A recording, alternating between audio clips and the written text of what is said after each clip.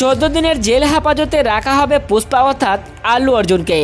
গতকাল তেলেঙ্গানা পুলিশ গ্রেপ্তার করেছে সুপারস্টার আল্লু অর্জুনকে। হায়দ্রাবাদের এক সিনেমা হলে পুষ্পা 2 প্রচার করতে গিয়েছিলেন আল্লু অর্জুন।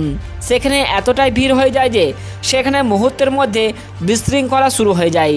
আর সেখানে এক ভদ্র মহিলা পদপিষ্ট হয়ে নিহত হয় এবং তার ছেলে গুরুতর আহত হয়ে হাসপাতালে ভর্তি হয়। তবে এই ঘটনা আল্লু অর্জুনের কানে আসতেই সেই পরিবারকে 25 লক্ষ টাকা ক্ষতিপূরণ হিসেবে দেওয়ার কথা ঘোষণা করেন।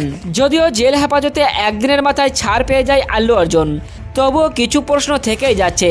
সেটা হলো, ধরুন বিরাট কোহলির খেলা দেখতে মাঠে হাজার হাজার মানুষ ভিড় করেন, আবার শাহরুখ খানের জন্মদিনে মান্নাতের সামনে লক্ষ লক্ষ মানুষ জড়ো হয়। এবার যদি সেখানে কোনো দুর্ঘটনা ঘটে যায় তাহলে সেটার দায়ী কে হবে, শাহরুখ খান নাকি বিরাট কোহলি? যদিও ওই পরিবারের আল্লু অর্জুনের বিরুদ্ধে